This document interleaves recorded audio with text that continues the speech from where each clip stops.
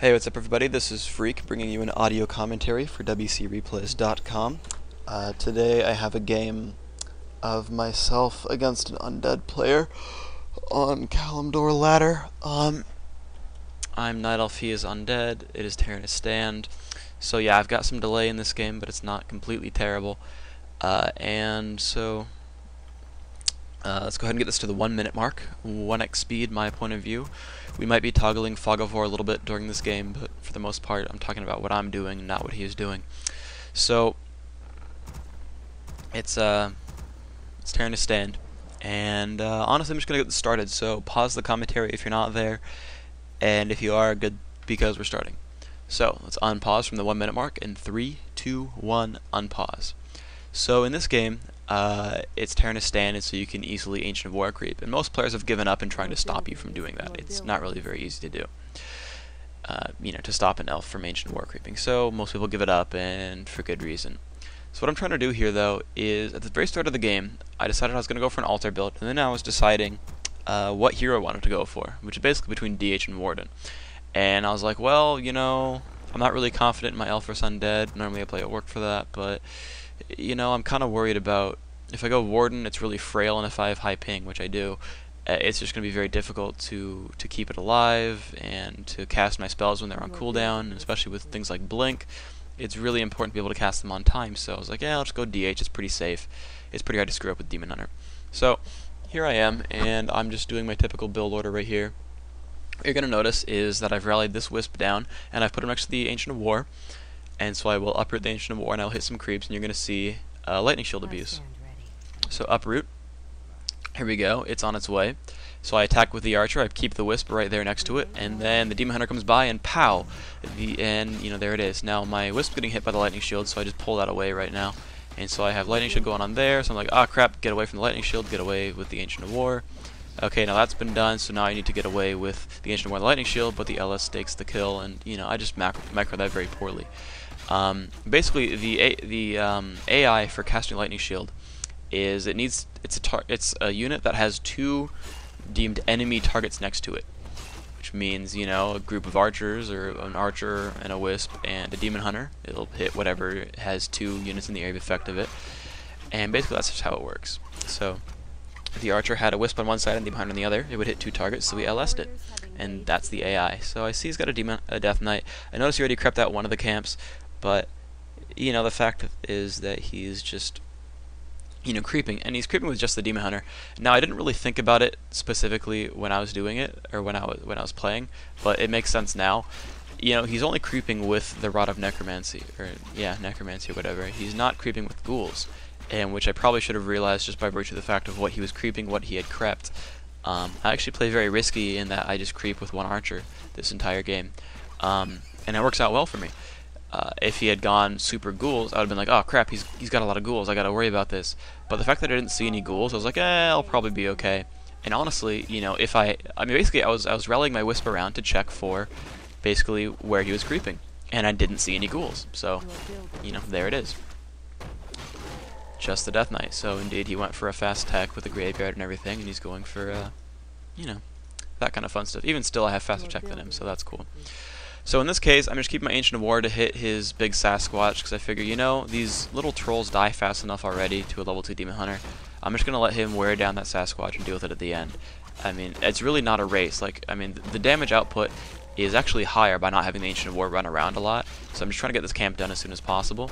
And also, it's not like the Ancient of War is going to die anytime soon. The order at which I kill the creeps doesn't matter, as long as I kill the healing creep right away, which I killed basically right away. I let the Ancient of War chop down the 1, and then I went over it. So my build order right here is pretty good. Hunter Assault and Ancient of Wonder is pretty much on time. I'm sending a Wisp now across the map, 1 to go scout and 1 to one to get my Tyrant hero. So right here, I hit the main creep because then he's going to Lightning Shield himself, and then I go for the other Apprentice Wizard. Now what I should have done is gone for the level 1 Wizard, made him Lightning Shield that, and then gone for the big Rogue, the big level 3 Wizard. Bit of a mistake there, but mostly, it doesn't matter all that much. So here I am with my new, tier, and there's the panda, And, because of the shop and because I lost the one wisp scouting, I'm down a couple on wisps, but it's not a big deal.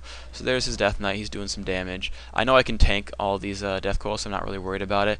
And now I think about Mana Burning, but like, he's going to coil me first, so forget it. I'm just going to hit him. I do some damage. I know I can heal up on Moonwells. I'm not worried about ever running out of Moonwells because I'm just not.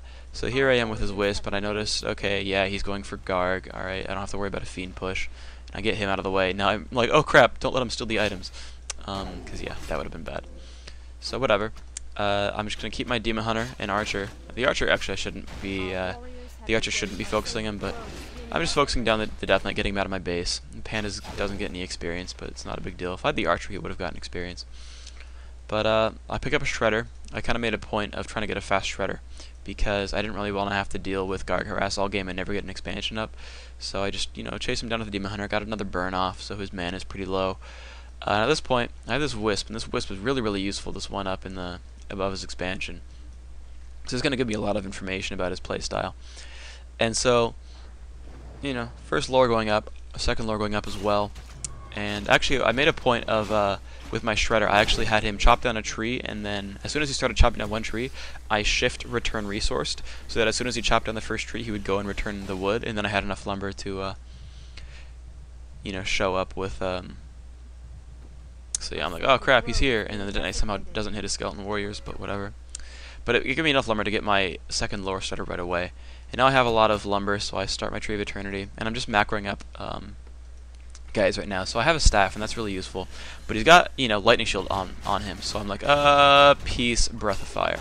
And so I'm going to try to chop down as many goals as I can. So I get, one, and then the creeps get one. And now I'm just kind of in a bad position. My Archer's going to get rolled. Yeah, that just gets killed by creeps.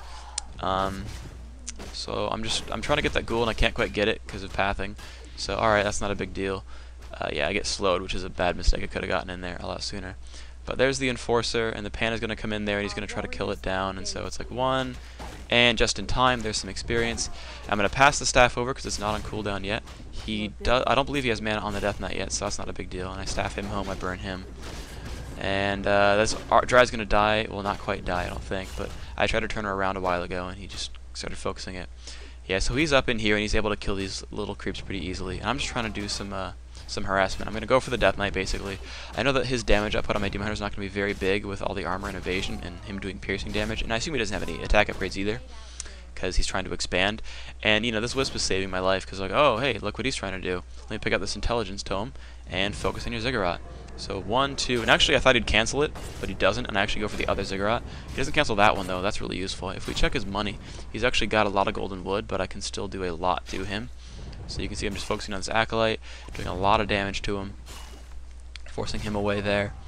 He does start a new Acolyte, and so I actually passed the staff back to the Panda, because I figure if he's going to focus any hero, it's going to be the Demon Hunter.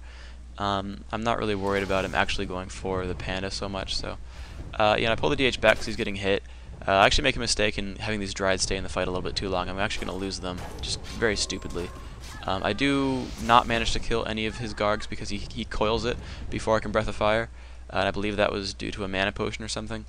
But either way, he got the coil off, so I've